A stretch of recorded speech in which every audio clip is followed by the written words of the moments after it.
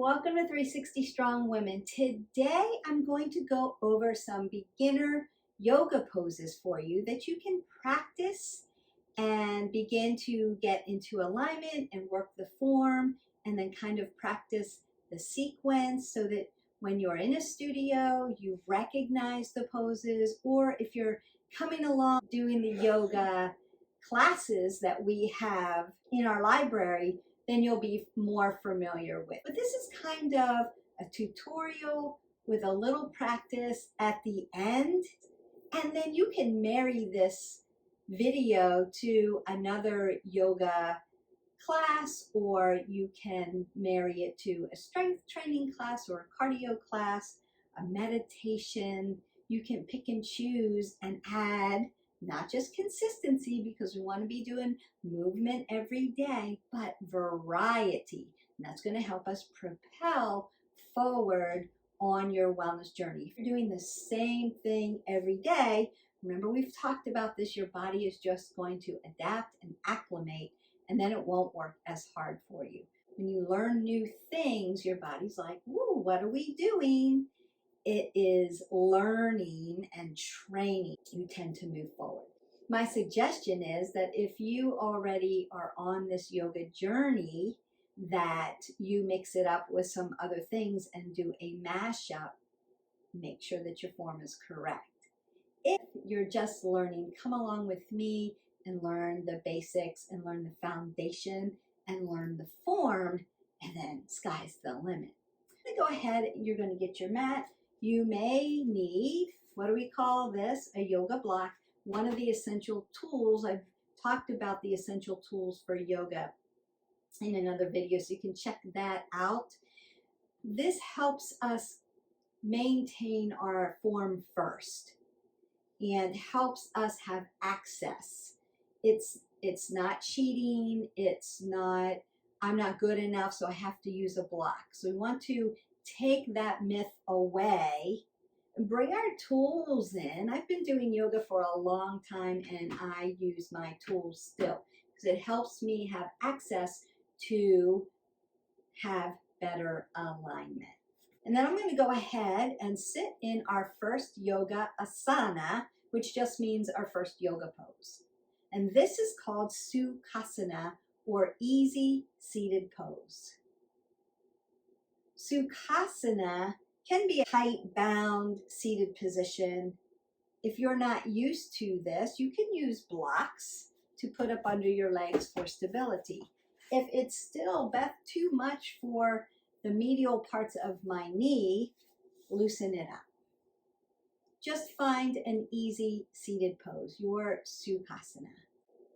And then once you're there, we want to make sure you're right up on your sits bone,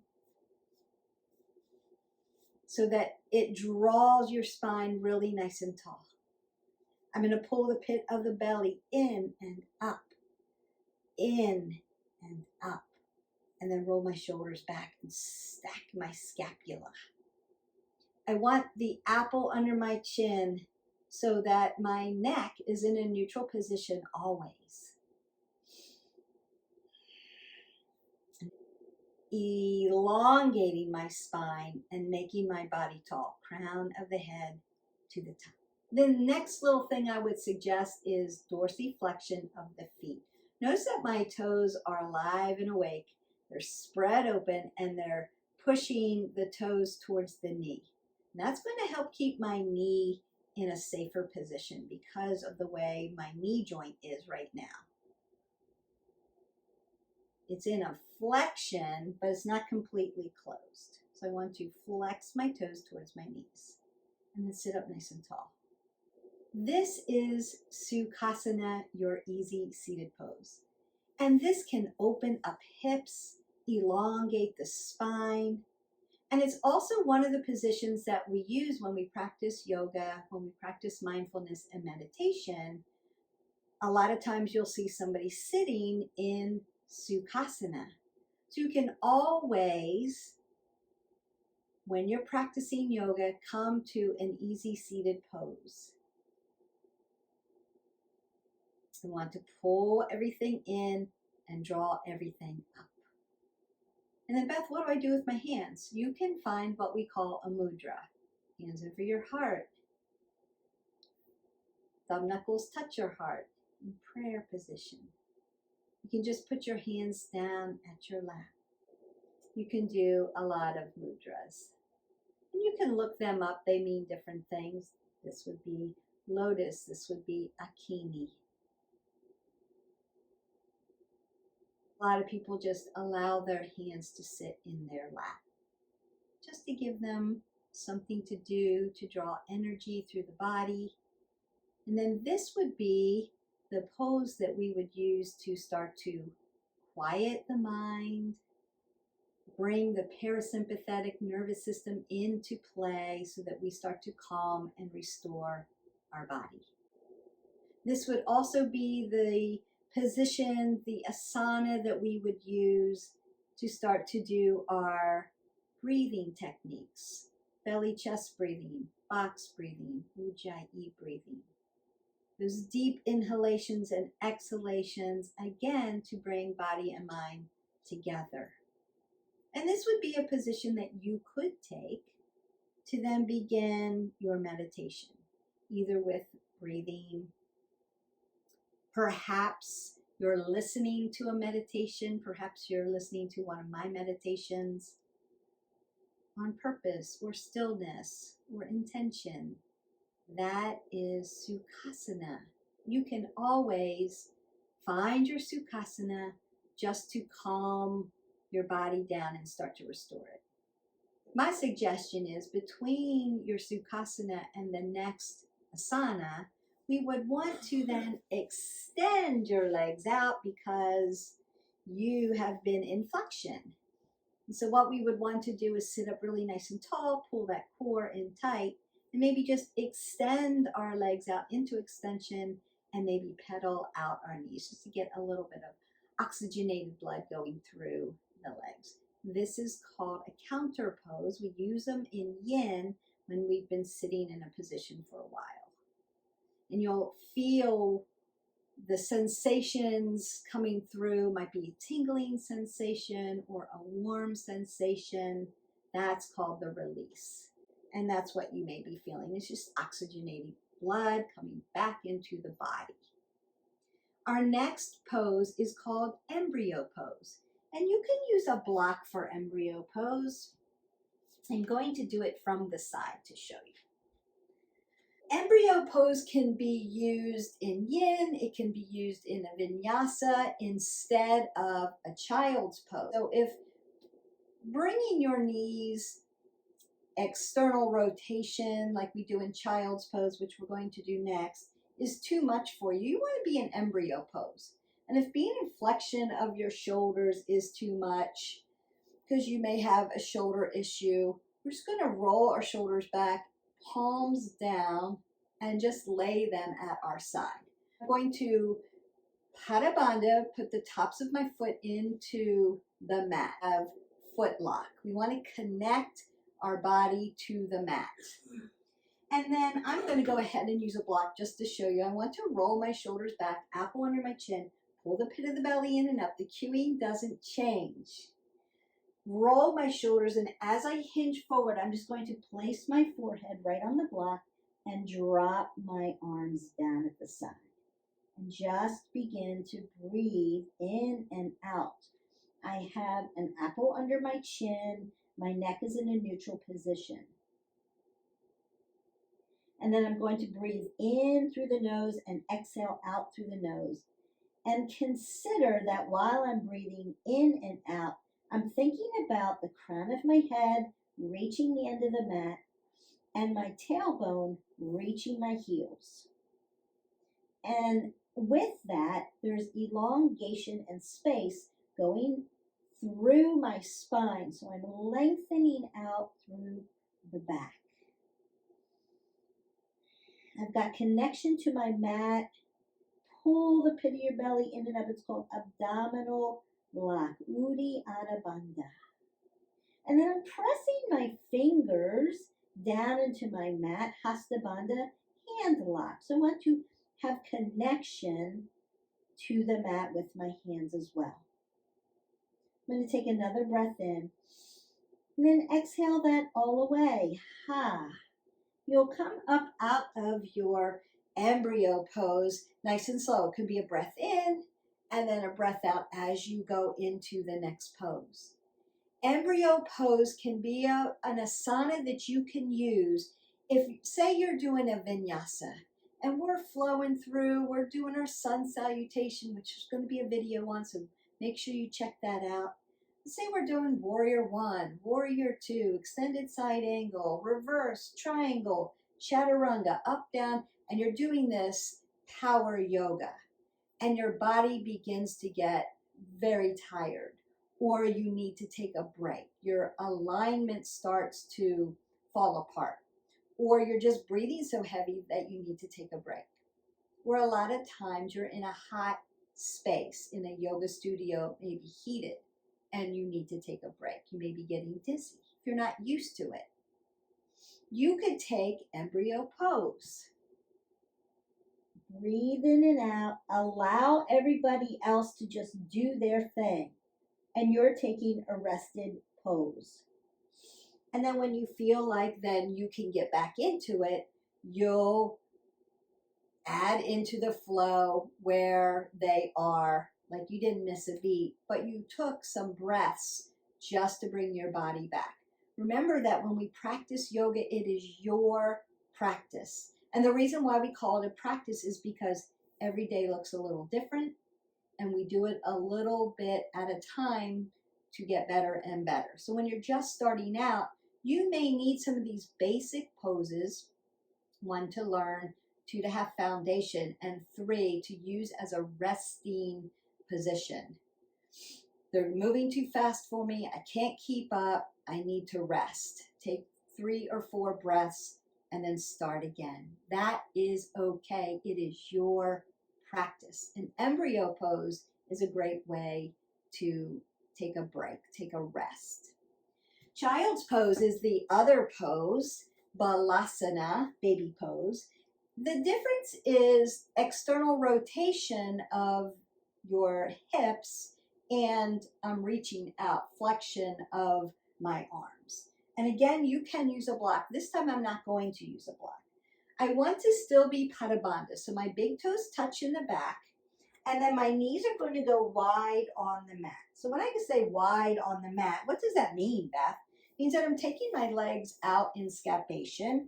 My hip flexors are an external rotation and my knees are touching the ends of my mat, each side. So I'm opening up space for my hips. I'm still in Padabandha.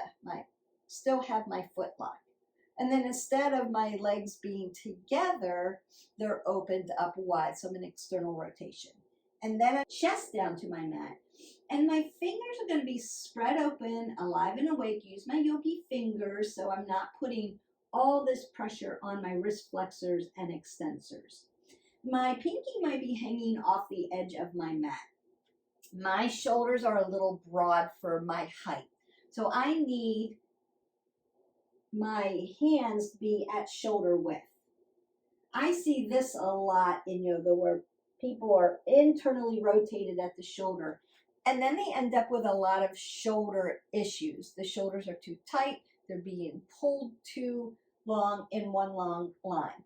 Open your shoulders up like you're opening your hips up so that you have space. And consider that you can use blocks. I can put my head on a block. I can put my hands on a block. Say I need support for my shoulders here. I can put my arms up on a block and have space that way. Consider where you are. Use your tools so that you have access. And then we begin to breathe in and out. So as I come down, as I inhale, I want to consider lengthening my fingers forward. As I exhale, I want to keep pushing my tailbone, my glutes down towards my heels. And then I'll feel length and extension in the spine. As I breathe in, I'm going to lengthen forward. As I exhale out, I want to drive my glutes towards my heels. One more time. Breathe in. And then exhale. And you'll get this nice lengthening through the spine from the crown of your head to your sits bone. You're also working your adductors and your hips around the hip joint. Now, Balasana can also be a rested position. I'm doing my vinyasa. I'm starting to get tired. And what do? I'm going to drop down, find my child's pose, find my embryo pose, take 3 or 4 breaths, then come up and begin again. It's that easy. Consider that embryo pose or child's pose is a go-to take a break pose, a resting pose. And you're not really resting. You're breathing through. You're still lengthening through the spine. You're still working hips into the hip joint. If you're in child's pose, you're working your shoulders. So we're working a lot of joint systems, ligaments, tendons, cartilage. We're lengthening through the spine, so we're getting flexibility. And we're catching up with our oxygenated blood. We're getting oxygenated blood in so that we can go again. So consider that embryo pose or child's pose is always a go-to. People do it all the time in the studio. Don't be afraid to listen to your body and meet yourself where you are for today. Every day can look different in a yoga practice.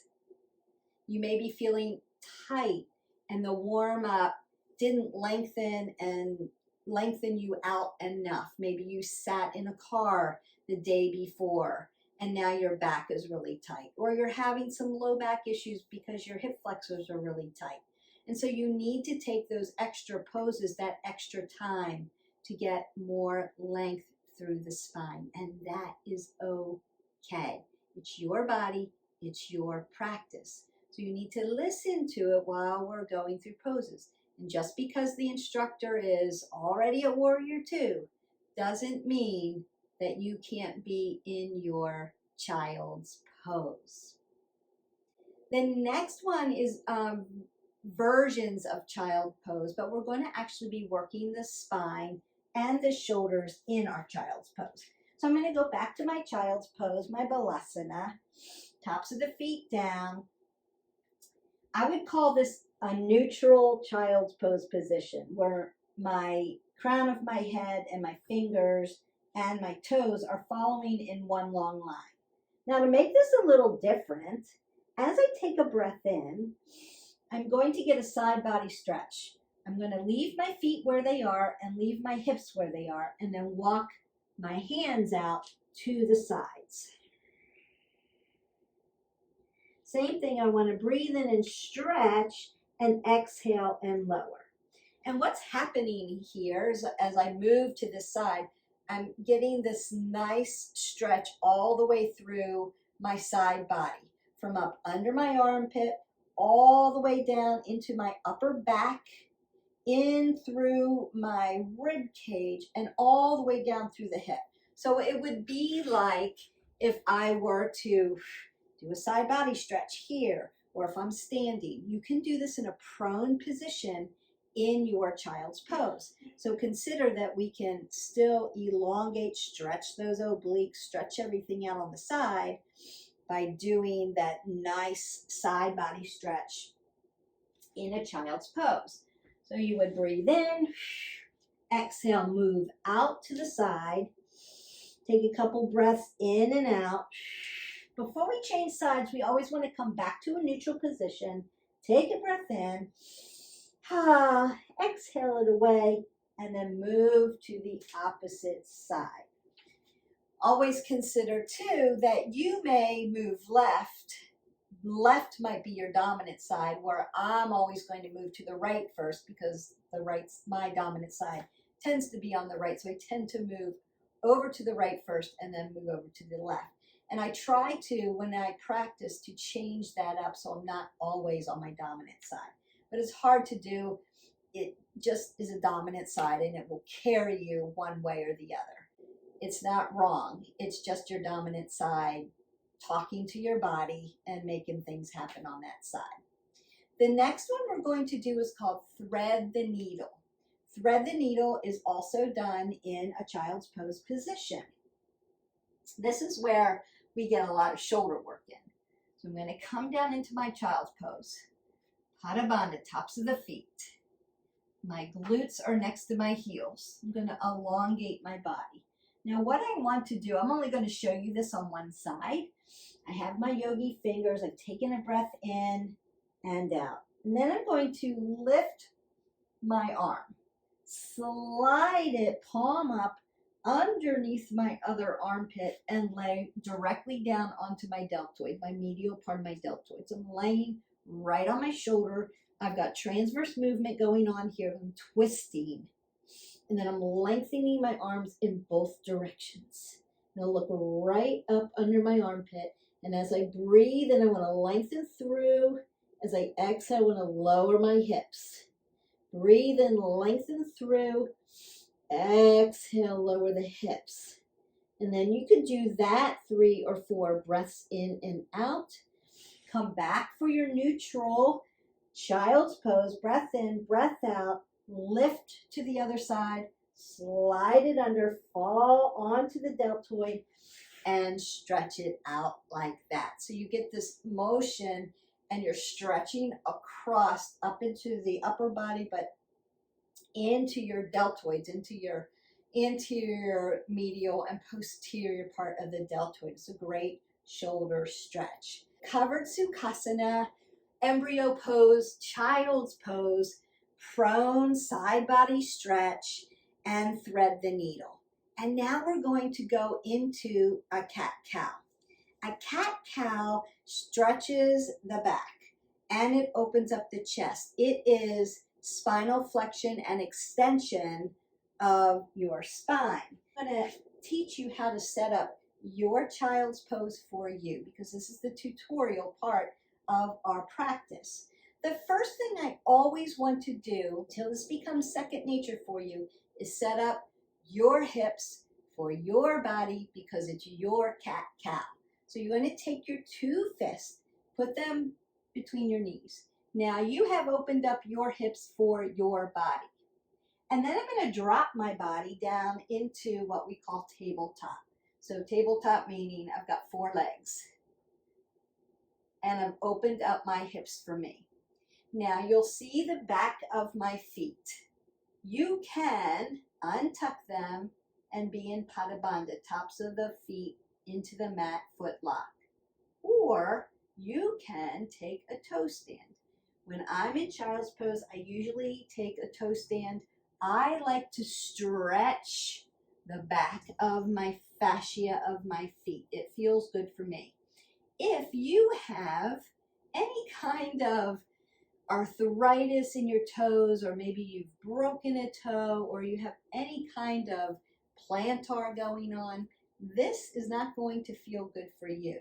So you would want to untuck.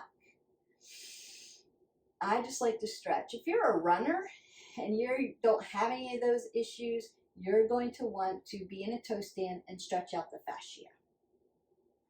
Now, I've got my yogi fingers in my mat. So I'm not putting all the pressure on my wrist flexors and extensors. I'm not dropping my weight into my arms. I'm pulling the pit of the belly in and up and lightening up on my hands. My body is holding me up, not my shoulders. I also want to keep a neutral neck. Crown of the head to the front, apple under the chin. Now the one thing that we never do is look up.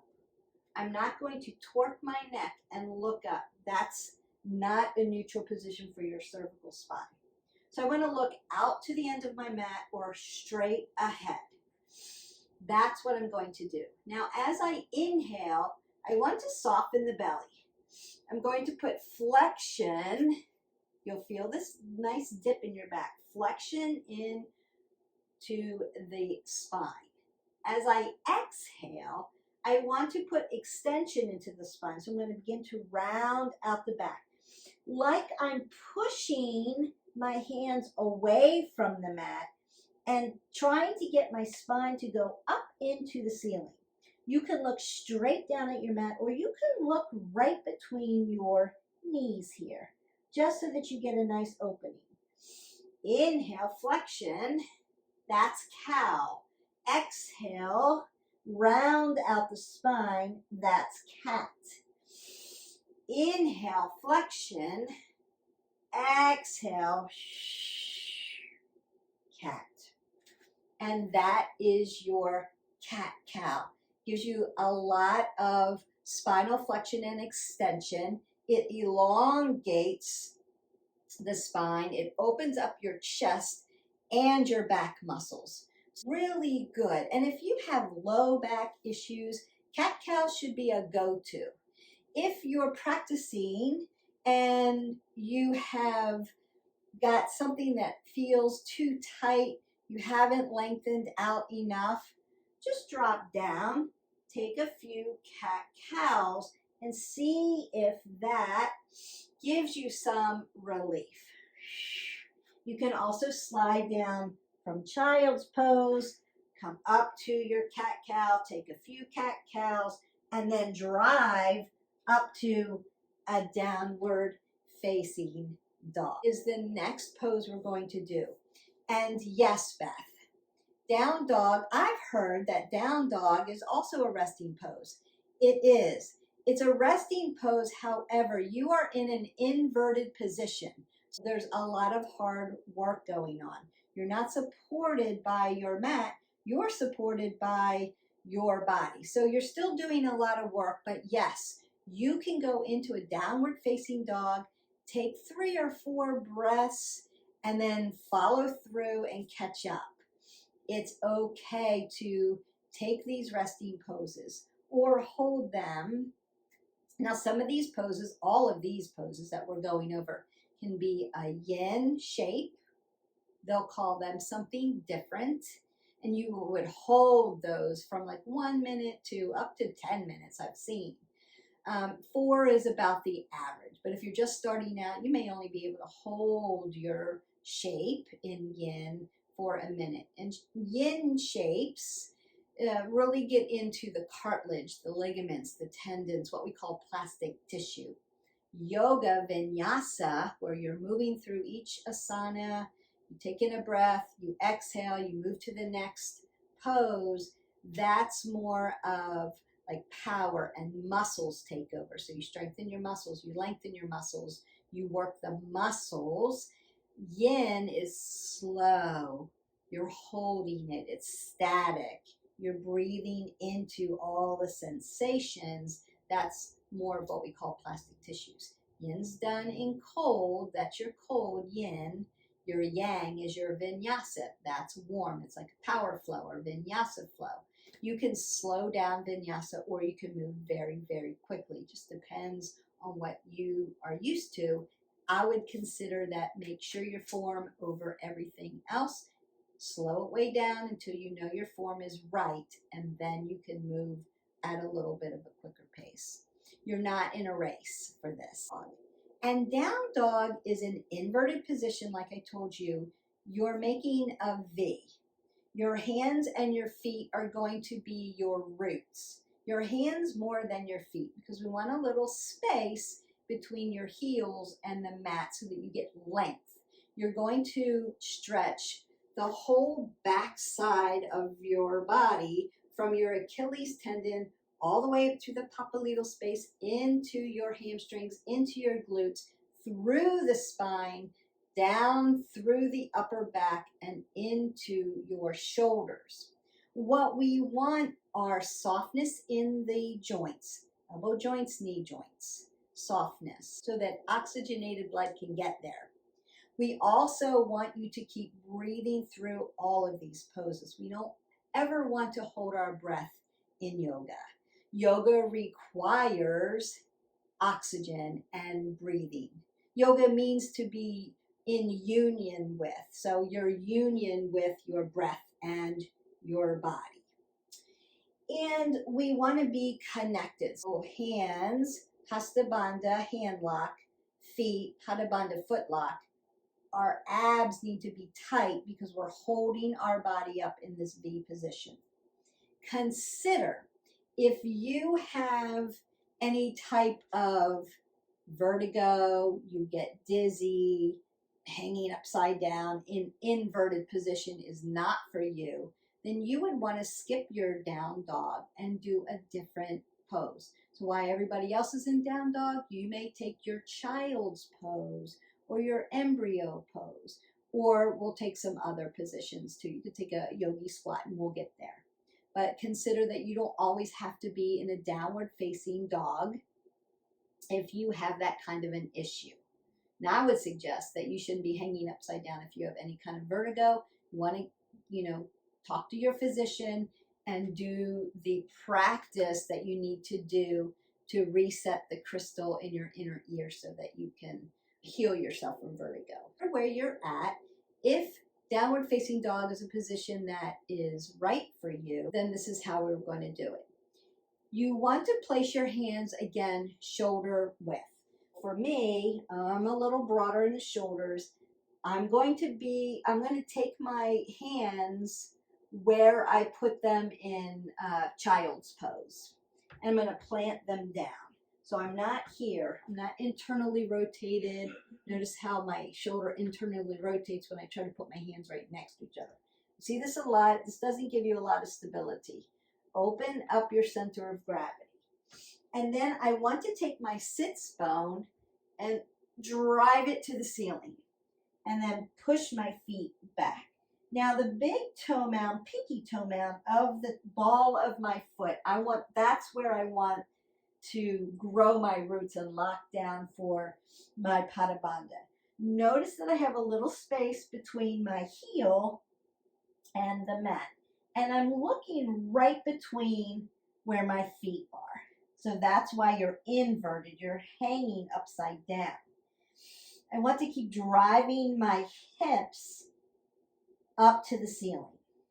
And breathe in and out. I want to pull the pin of the belly in and up. And breathe in and out. Now, if you find that your heels are on the ground and you're here, you're too short. This is it may stretch the back of your feet, but you're not doing yourself service. So we want to step back and allow space there. And then as you inhale, you can rise up onto your feet, then exhale, and then try to drive your heels down a little bit more. As you get more flexible, by the end of your practice, you may have heels to the ground, and you may have to elongate again because you're just getting lots of flexibility and stretch for your body. You can soften your knees and then drive them up. Notice that I have soft joints in my knees. I don't have them locked out because I want oxygen coming in. And I have softness in my elbow joints. So I lock them out. I don't have oxygen. And you can breathe in and out here. Again, I'm not putting all the pressure on my wrist. I'm putting it into my fingers, what we call those yogi fingers. And I'm breathing in and out. That is downward facing dog. Then I'm going to just walk my feet halfway up, drive my hips over my ankles, bend my knees, and now I'm in ragdoll, what we would call ragdoll. Now, you may need a block for ragdoll. You may need to look to the end of your mat in ragdoll if you're not hanging upside down. You're still getting this nice stretch. You're just not putting your head and hanging it here like a ragdoll. If you're used to ragdoll, your feet are 12 o'clock. The big toe mound, the pinky toe mound, and my heel are on the ground. I've checked myself and I'm hip width. If I put two fists between my feet, I'm hip width. I'm used to doing ragdoll, so I naturally step into it. Okay, you may need to check for hips. If this isn't wide enough, you can take your center of gravity a little wider. And then you can bend your knees as much as you need to. You can put your chest right on top of your quadriceps and hang. You can put your hands on the ground if you need stability. Or if you're used to what we call uttanasana, just means intense low back stretch. If you want, you can grab opposite elbows with your ragdoll and then do a transverse movement and move side to side, stretching the low back and twisting out the spine at the same time. Ragdoll can feel wonderful. My consideration, I'm going to come back down so I can look at you and talk to you. Consider while you're in ragdoll, if you are not used to hanging in an inverted position, downward facing dog, ragdoll, uttanasana, then maybe take a few breaths in and then go into your child's pose. You can always come out of child's pose and right back into down dog and or ragdoll quickly. You can get there. So consider, until you're used to that feeling of hanging in an inverted position, we want to be gentle with our bodies and do it a little bit at a time. It's consistency over intensity. So consider that you want to do a little bit every day and train your body to be in this inverted position rather than forcing your body through and not listening to what your body's telling you. Your body is always giving you information. Take it in. It's not right or wrong. It's giving you information on what to do next. Am I feeling okay? Not feeling okay? There's a difference between talking yourself out of something and actually having physical, I'm not used to hanging upside down, I'm really dizzy. So you want to come out of that, go right to your child's pose, and am I breathing or am I holding my breath? Remember, this video is specifically a beginner tutorial.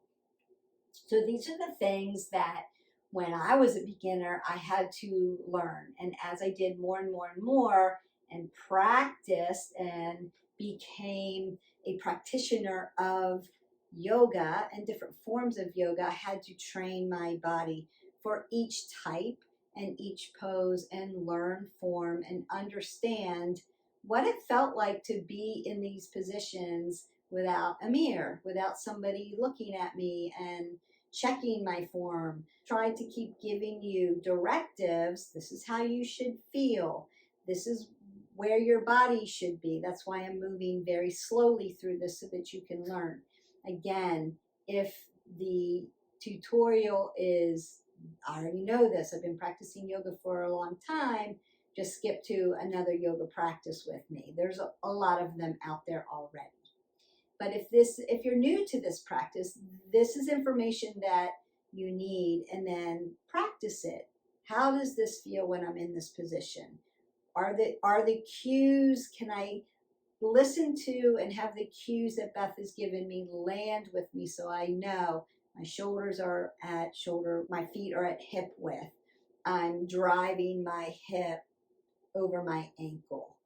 Those are cues you're going to hear all the time. Apple under the chin. And when you hear me just do any of the at-home workouts that we do on this channel, you are always going to hear me cue you for alignment. Form first. I love ragdoll because it really stretches my low back out. However, I'm used to being in an inverted position and it doesn't bother me. When I first started yoga, I didn't stay in a ragdoll very long. I would move from a ragdoll to a yogi squat, and that's what we're going to do next.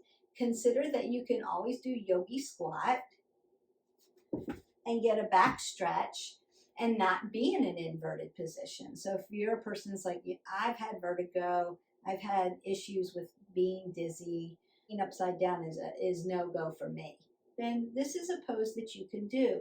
I'm going to use a block to show you one way and then take the block out to show you, once your legs get strong enough, what you can do. So the first thing I want to do, and this is called Malasana yogi squat. You're opening up your hips and your low back. So I'm just going to sit right on my block and then put my feet out so that my right foot's facing right, not completely right. Unless you're really flexible, then you may not even need yogi squat, like you're flexible. So they may be catty corner, just like that. And then I want to draw, now I have stability with the block. I'm sitting right on it, sits bone on the block. I want to draw the pit of my belly in and up. And then notice how I'm lengthening up, crown of the head to the ceiling. I'm not dumping my shoulders forward and rounding out my back. Now I want to take my triceps, the back of my arm, and push them into the inside of my quads, my inner thighs. I'm going to put my hands together and put friction, force, to open my hips. So I'm working into a lot of joint systems here. Now I'm going to push my big toe mound, pinky toe mound, and heel down into the ground. Lengthen up. You can put your thumb knuckles right to your heart so you can feel your chest. Inhale and exhale. Breathe in and out through your nose. This is Yogi Squat Malasana. This is a Yogi Squat Malasana that has support of a block. So I don't have to hold my whole body up. I have the support of the block, but I feel the work that is happening around my hip joint, that ball and socket. So I'm working ligaments, thumbs, tendons, cartilage, and muscles. Adduction, abduction, quadriceps, hamstrings, glutes, and core, because I have to then draw my body really nice and tall. I'm also pushing open with my upper body, my arms. Now you can do a yogi squat without a block. Consider if you take your block out, now you really have to use your core to lengthen through. I can do this now with my feet flat on the ground. When I first started, my heels rose up a little bit like that until I could open my hips enough and practice enough so that I could get them planted on the ground.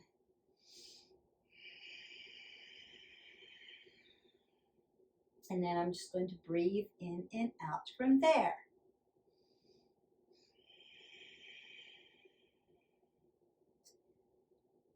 Is your Malasana, your yogi squat. From here, I'm going to lengthen out my legs. I'm going to do this from the side. Whew.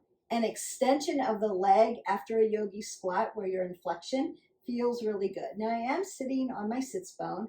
This is called Pachimottansana. It just means seated forward fold. I am seated. My legs are going to squeeze in towards the center line of my body. My toes are coming towards my knees. They're still dorsiflexed. I'm going to raise my arms up over. Nice tall length. From the crown of my head to my sits bone, I'm going to hip hinge at my hip flexor, but keep this one long line. So as I raise up, I'm just making this nice long line. So the crown of my head to my sits bone is long. If I put a pole along my back, it's long. So I'm not rounding out my back and dumping my shoulders or lowering my head below my heart. I'm going to get dizzy. Now, what do I do, Beth, if I'm trying to get in fold? My hamstrings are super tight and I can't get here. No worries, no problem. You start and meet yourself where you are. Take a block, bend your knees, bring earth up to you. So I'm still dorsiflexion. I'm still sitting up nice and tall. I've just brought earth up to me. So now I can get in a little fold and stretch without tearing my hamstrings, tearing the popliteal space, tearing the calves, and worrying about my Achilles tendon. Still working the hips, back of the legs, and stretching through the spine.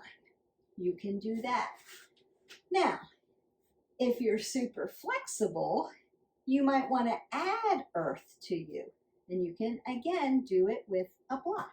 So I'm dorsiflexed, coming up. I'm going to put my block right on the end. Now I've added about 3 inches 2-3 inches to my length. So now I'm 5'3" instead of 5 foot.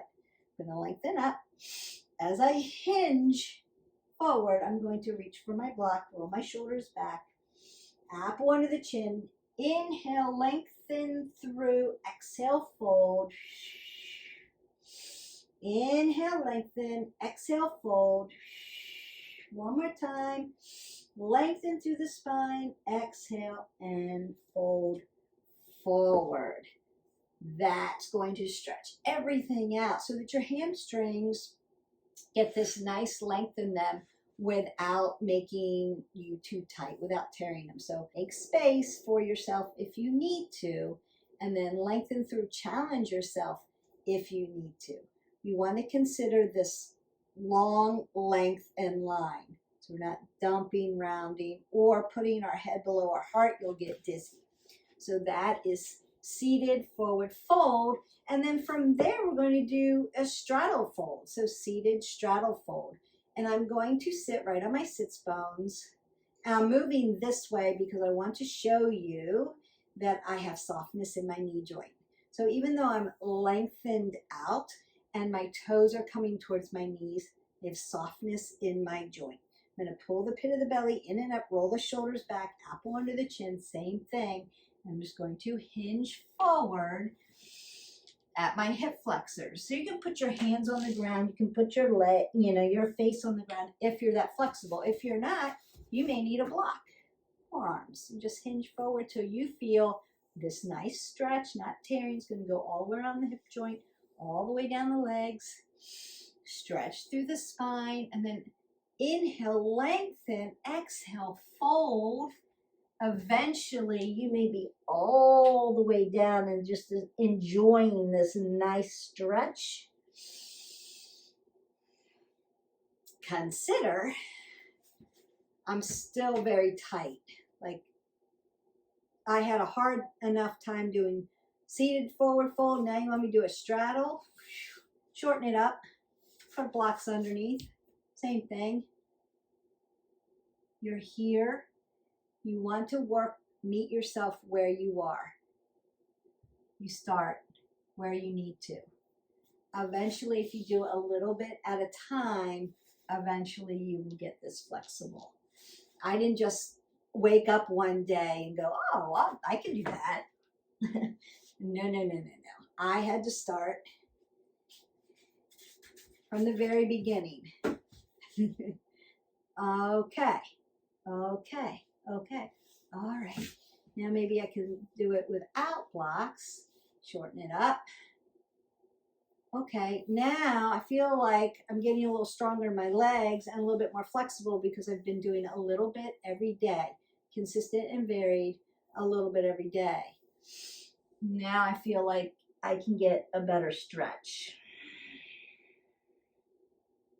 It takes time. Consider that every time you practice, you're getting better, and not to rush through the work. This is the work. There's no magic pills, promises, or potions. It's just doing a little bit every day, being consistent with your movement and being varied with your movement. Stick with me. I will help you with the form. If you do a little bit every day, you will get there. I promise. You can be as strong as you train your body to be. To the very end of the poses. And I would consider resting poses, embryo pose, child's pose, downward facing dog. You can do ragdoll or Malasana to be resting poses. The Pachimottansana, the straddle folds, you're feeling so much stress in your legs, it's hard to just breathe in and out and call that a resting pose. You're doing a lot of work with that pose. Now this next one could be a resting pose. And I would consider that this pose is something that if you have trouble sleeping at night, this would be a pose that you would want to do while you're quieting down. We're turning off all electronics. If you've seen my videos on how to get good quality sleep, the dreamy, mastering the slumber, you want to check those videos out. But part of it is what do we do right before we go to bed? About an hour before we go to bed, we turn off all those blue lights. And then maybe you want to take this next pose. It's called waterfall. Always going to use a block in waterfall unless I don't have access to one. You can also just put your legs up the wall. So you could scoot your glutes all the way up to the wall and put your legs up on it. You can do astronaut pose, which we've done some meditation and body scans on that, where you just have your legs on a chair that way. I'm going to put the block right up under my hip, and that feels good. And then I'm going to put my legs up in the air. Waterfall. My ankles still drive down and drive over my hips.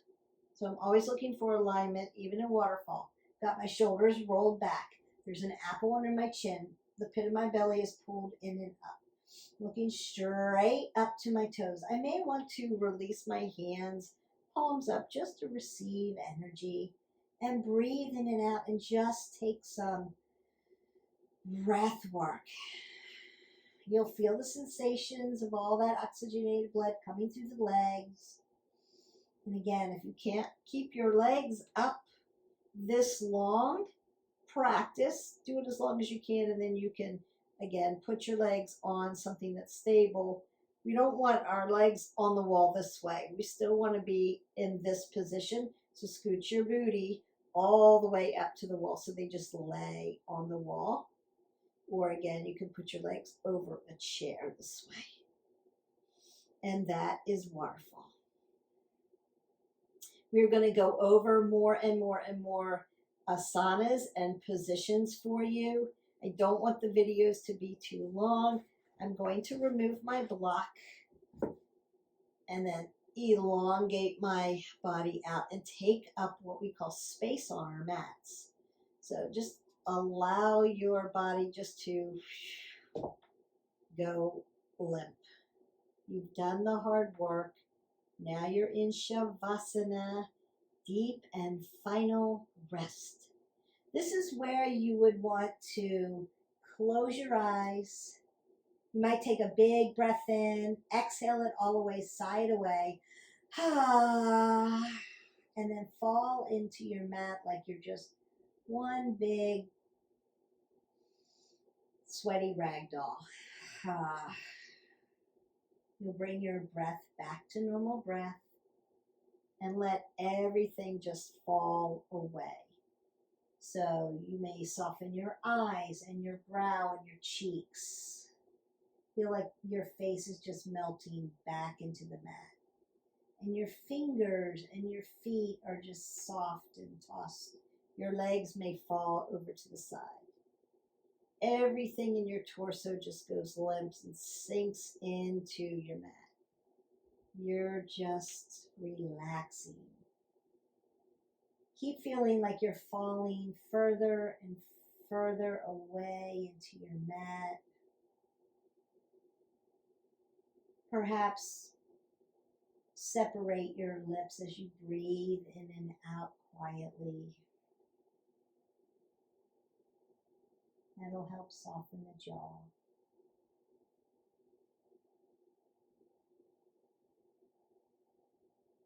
And keep breathing in and out. That is Shavasana. And that's where we want to get to, or Shavasana, our deep and final rest. We do all this work and hang out in Shavasana and start to restore all of the work we've done, rejuvenate. You should feel tired but energized at the same time. And then you'll put some movements gently back into your body, perhaps wiggling your toes, wiggling your fingers. If you move your head side to side, do it very gently. Be very gentle with your neck. Gentle, gentle, gentle. And you may want to bring your legs together, arms together, like I'm stretching you and pulling you like taffy at each ends. Breathe in And as you exhale, bring your knees to your chest. Exhale it out into a little ball. You may then fall onto your side into a fetal position. Then you're going to, with your eyes closed, sit up onto your mat. Find your Sukasana, where we started. Easy seated pose. And perhaps put your hands over your heart. Take a breath in. Exhale it away. Bring your thumb knuckles to your forehead center. May the love and the light always honor, see, and appreciate the love and the light in each of you. We bow, we say namaste, namaste. Go in peace. Your tutorial has come to an end. So we would end our practice. Sometimes we end with a meditation or more deep breathing or an intention. I hope that this tutorial was helpful for you. Keep practicing the alignment. If you have any questions, reach out to me so I can help you with alignment.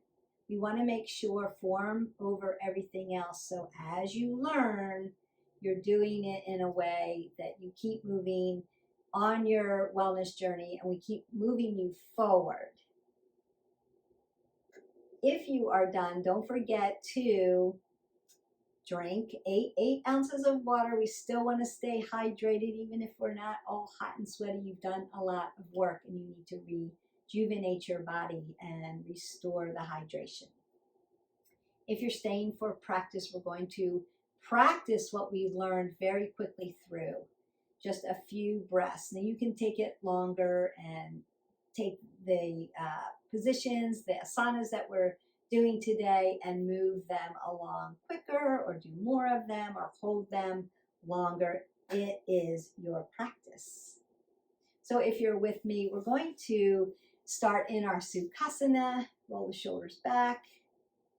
Take a big breath up. Exhale it away. Breathe up again. Exhale it away. One more time. Big breath up. Exhale. Bring your hands to heart center.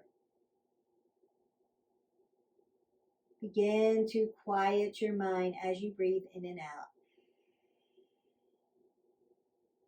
Connect your mind and your body by quieting the mind, calming it down, quieting the body, making it still. Just listen to your breath come in and come out. And as we begin to go through these next asanas, consider which ones are resting asanas so that you can take them as you need. We'll work through with a few breaths, and you can continue to repeat, and or you can go into your deep and final rest.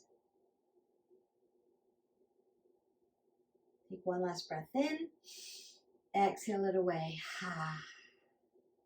Find your embryo pose. Legs are together, Pada Bandha with the feet, arms swing back. Breathe in and out.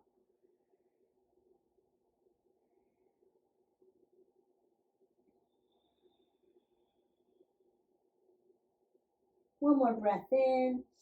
Stay in embryo pose or move to child's pose, Balasana. Big toes touch, legs go wide. As you breathe in, lengthen through the shoulders. As you exhale, lengthen through the spine.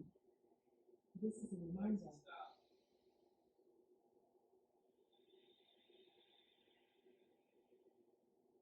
As you breathe in, lengthen the fingers forward. As you exhale, lower your glutes towards your heels.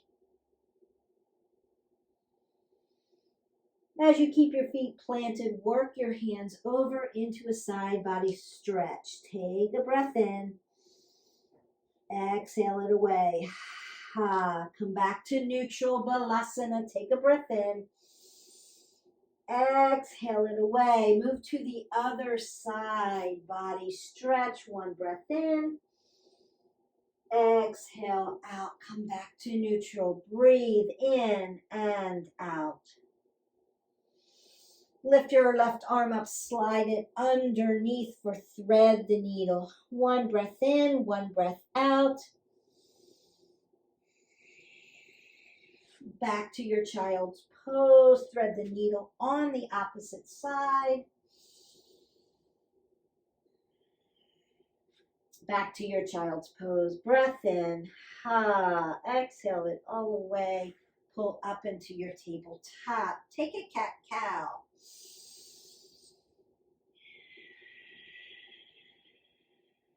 Then one more. As you exhale, drive up into your downward facing dog. Feet are hip width. Sit bones go to the ceiling. Breath in. Breath out. Walk halfway up your mat. Bend your knees as much as you need. Drive your hips over your ankles into your ragdoll.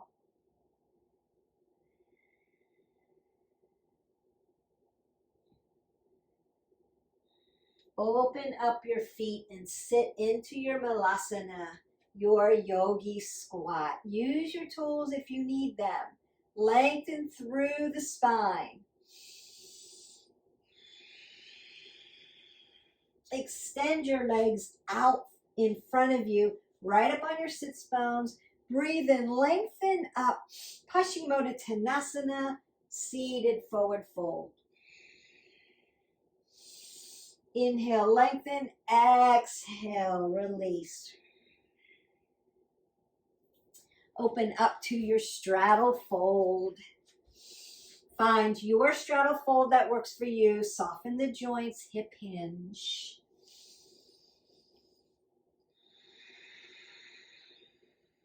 Breath in. Exhale that away.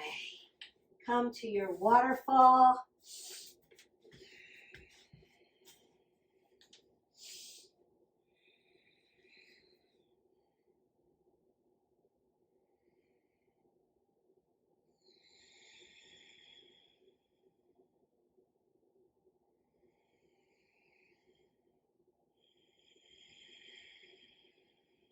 Release your legs down to the ground. Remove your block and find your Savasana, your deep and final rest. Close your eyes, come back to a normal position. Relax the body. Come back to normal breath. Relax the body. Begin to put gentle movements into your body. Wiggle your toes or your fingers. Gently take your head side to side. Legs come together, arms up over your head. Big breath in. Exhale, bring your knees into your chest and roll onto your side into your fetal position. On your right side, great for your heart. On your left side, great for digestion. With your eyes closed to that seated position, Sukasana. Bring your hands to heart center. Take a big breath in. Exhale it away. Bring your thumb knuckles up to your forehead center. May the love and the light in me always honor, see, appreciate the love and the light in each of you. Bow and we say namaste. Namaste. And I appreciate each and every one of you. I hope that this has been a very helpful video for you. Don't forget to like, subscribe, and share so that you can get all your at-home workouts, healthy recipes, coffee talks on wellness. And invite a friend so that we can build our tribe together. I appreciate those who have already subscribed. Reach out to me if you have comments or you need help with something, I'm happy to help you. And I will see you for the next video.